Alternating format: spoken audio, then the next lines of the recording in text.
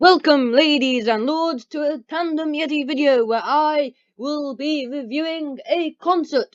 But not just any concert, because if I reviewed any concert, then I'll be reviewing every single concert, and that will take too long. No, I am reviewing the U2 Innocence plus Experience concert. And first words, wow. One time I was asked by a friend to give them one word that would best describe this concert, and I said electric. Our reasons for that will come in later. I'll tell you why. Just as a pre-warning, if you have not seen the show and you are going to see the show or would really like to see the show, then don't watch this video because it has spoilers and it will be completely bad if you watched it and you're going to see it and you haven't seen it yet. So then, I think on the screen at the moment should be the intro. And oh my goodness, what an intro that was. That was, I think, the best intro I have ever been to at any concert. It was so good.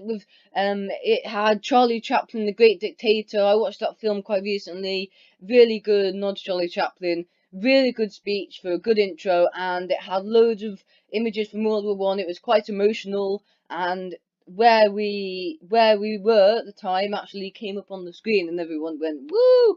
And there were a lot of in the concert. There were a lot of political statements, mainly Brexit. Brexit.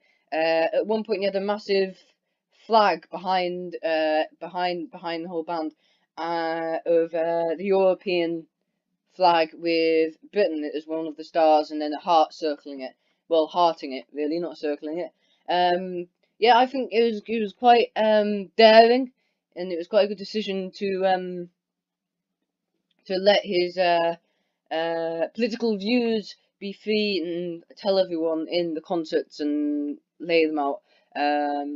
Even I don't have the nerve to let my political views out in this video, and not many people are gonna watch it, but who cares? So then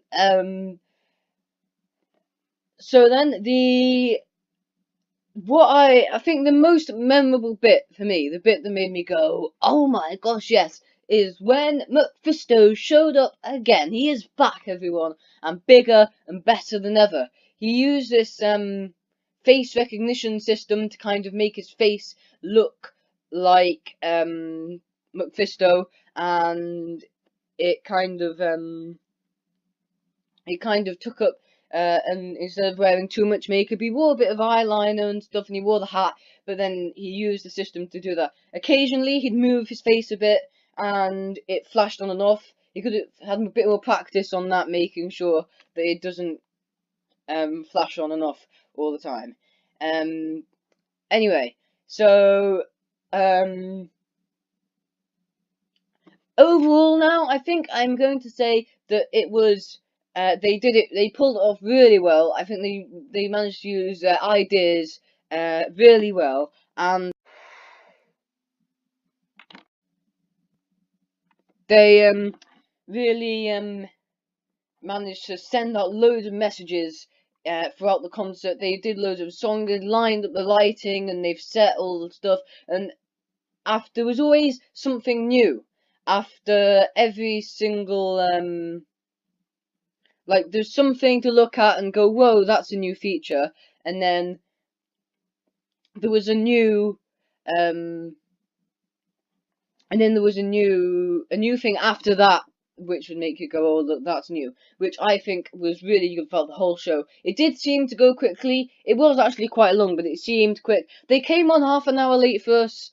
Kind of a bit annoying waiting for ages, but it was definitely worth it. As you can see now, there's kind of a screen, and they used throughout the show, well, not all the time, but they used a cage, which they somehow managed to make it a screen. No idea how they did that. They went inside the cage, and the cage lifted and stuff. Well, you know, because you've seen it, but apparently they've used that before. Yeah, I've sort of got no problem with that. I just thought I'd mention it. Yeah, it was and then when they first appeared, when they were flashing, and they somehow were there on the screen and stuff. Anyway, I won't get carried away with myself talking about unimportant stuff. It's time to give the concert a rating out of 10. Here we go. It's time for the big rating. It is 9.9 out of 10. Yes, it was amazing, and I'm still leaving room for their next tour to be even better.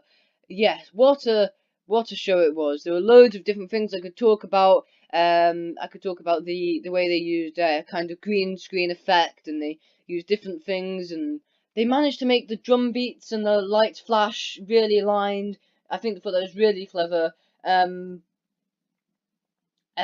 don't know how they managed to be in the cage at the start, because I was looking and I didn't see them walk into the cage, and then suddenly they were there, which was a cool magic trick. But anyway, amazing show. It's electric because I think they do change what songs they play, but I think that they'll stay with this one the same. The last song they played was 13, which was the kind of remix of "Song for Someone" at the end of Innocence. I can't remember.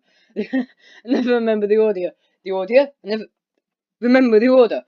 And what they did is they had a light. He had a house, and he walked up to the house, and then a light came out the roof of the house. I think that house was the house that Bono was born in.